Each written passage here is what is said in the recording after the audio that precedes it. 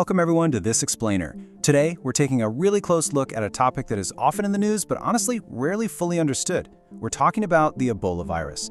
Our goal today is just to break it down simply and clearly for you. That's right, we are going to step away from all the alarming headlines you might see and focus strictly on the medical facts, the history, and the established science.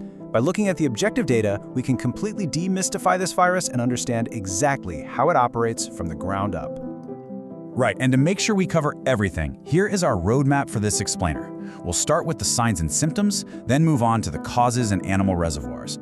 After that, we'll cover transmission, pathophysiology, which is just a fancy word for how it actually attacks the body, followed by prevention and treatment, and we'll wrap up with the history of outbreaks. Let's dive right into Section 1, Signs, Symptoms, and Onset.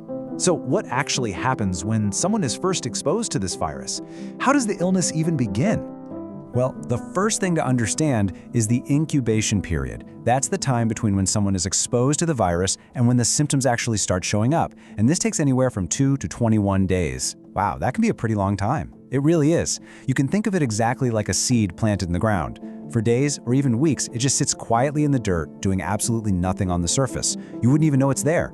But underground, it's quietly getting ready to sprout.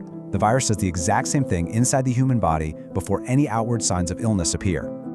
Okay, so when it finally does sprout, what does it actually look like? It happens in very distinct phases. The initial phase actually looks a whole lot like the flu.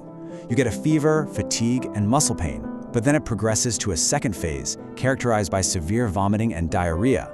Finally, in the most severe phase, it can actually cause internal and external bleeding. Goodness, why does it get so severe? It's essentially a massive fluid loss problem. Imagine a house with a totally broken, leaky plumbing system. If the pipes are leaking water everywhere, the water pressure in the entire house just drops completely. In the human body, that severe vomiting and diarrhea act exactly like those massive leaks, quickly draining the body's fluids. This causes a really dangerous rapid drop in blood pressure, and that is what makes the disease life-threatening. That makes a lot of sense. But it makes me wonder, where does this virus actually come from in the first place? That is a great question. Let's move over to Section 2 to find out. Causes and animal reservoirs. Okay, I see the word zoonotic here. What does that actually mean? A zoonotic disease is simply one that starts in nature among animals and then jumps over to humans. You can think of it a lot like a relay race. Out in the wild, certain animals are running the race carrying the baton, which in this case is the virus. They can run all day carrying it without getting tired or sick at all. But sometimes they accidentally pass that baton to a human runner who just isn't naturally equipped to handle it. And that's exactly when the human gets sick. So who is carrying the baton out in nature? Fruit bats are the primary natural host, along with chimpanzees, gorillas, and forest antelopes. But how do humans actually come into contact with them? It mostly comes down to changes in our environment. As forests are cleared for farming or development, which is a process known as deforestation, the natural homes of these wild animals really shrink. This forces bats and other wildlife to move much closer to human towns and villages just to find food.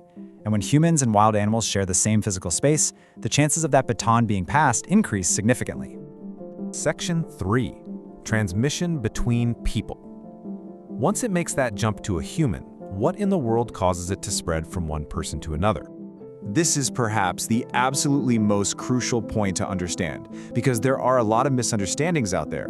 Let's look strictly at the objective facts to clear things up.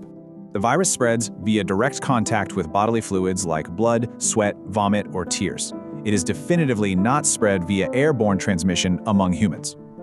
Okay, so it is not like the common cold or the flu, where someone sneezes across the room and you catch it just by breathing the same air.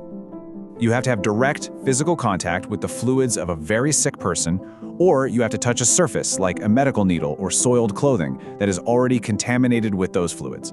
It literally requires a direct physical bridge to cross from one person to another. Let's look at Section 4, how the virus attacks. So what happens if that physical bridge is crossed? What does the virus actually do once it gets inside the human body? It follows a very specific four-step process. First, it attaches to a healthy cell, then it enters and hijacks it, builds copies of itself, and finally bursts out to infect others. Can you break that down a bit more? Sure. To put it simply, imagine a toy factory that makes wooden blocks. The virus is like a sneaky intruder who breaks into the factory, kicks out all the workers, and completely reprograms the machines. So instead of making toy blocks, the machines are suddenly forced to make thousands of tiny spaceships. Eventually, the factory gets so full of spaceships that the walls literally burst open and all those spaceships fly out to take over other factories down the street. But wait, why doesn't the body's immune system just stop the intruder? Because the virus has a really clever trick called immune evasion. It uses specific proteins, named VP24 and VP35, to completely block the body's natural alarm system. Think of the immune system like a large castle with guards. Usually if an intruder approaches, a guard rings a loud bell, and all the soldiers come running. But the Ebola virus is like a highly trained thief who quietly snips the wires to the castle's alarm system before the guards can even reach the bell. The body simply doesn't know it's under attack until the intruder is already multiplied. Wow, so how does this build into the severe bleeding symptoms we mentioned earlier? That comes down to what we call endothelial breakdown. Endothelial cells are the tiny cells that line the very inside of your blood vessels. The virus directly attacks these specific cells. If you picture your blood vessels as a strong brick wall, the endothelial cells are the mortar holding the bricks tightly together. The virus basically dissolves that mortar. When the mortar is gone, the bricks loosen and the wall begins to leak.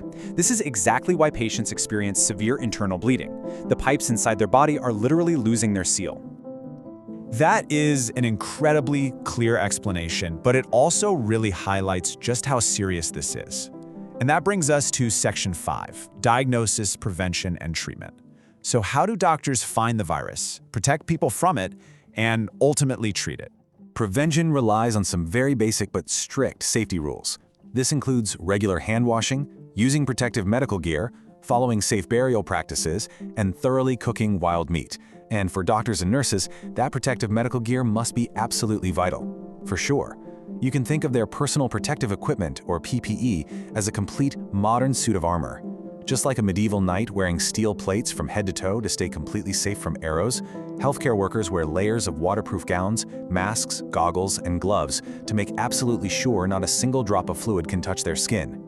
And if someone does get sick, I see the focus is on supportive care like early hydration, as well as new FDA-approved treatments like Enmazabe and the RVSV-Zebo vaccine.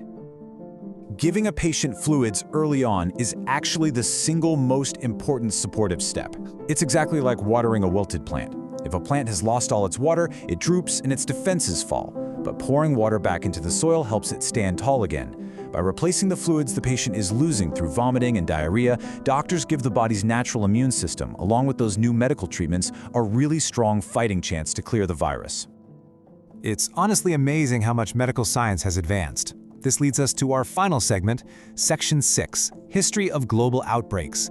When did we actually first learn about this disease? Looking at the timeline, it was first identified back in 1976 with outbreaks in Zaire and Sudan. Then, from 2013 to 2016, we saw the largest epidemic in West Africa. And most recently, in May 2026, an outbreak was reported in the Democratic Republic of the Congo and Uganda. So this sequential history shows us that while it is an older virus that we have known about for decades, it does continue to appear in regional pockets. It's a persistent part of the natural environment in those specific areas. And historically, the average mortality rate of these outbreaks sits right at about 50%. Yes, that is a sobering, objective fact. Historically, half of the people infected in past outbreaks did not survive. And that number perfectly emphasizes why that early treatment, the early hydration, and that protective armor for doctors are so absolutely crucial. Fast action and proper care literally save lives. Bringing us right up to the present events. As of May 2026, there are over 900 suspected cases in the DRC and Uganda, which has been declared a public health emergency of international concern. That is the current data, and it's really important to view it calmly.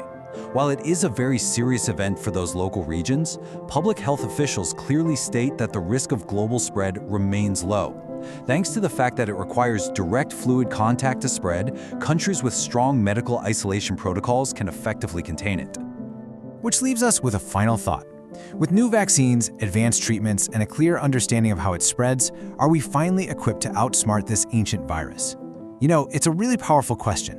We understand its biology, we know exactly how to block its transmission, and we have better medical tools today than ever before. It's a true testament to the steady, methodical progress of science.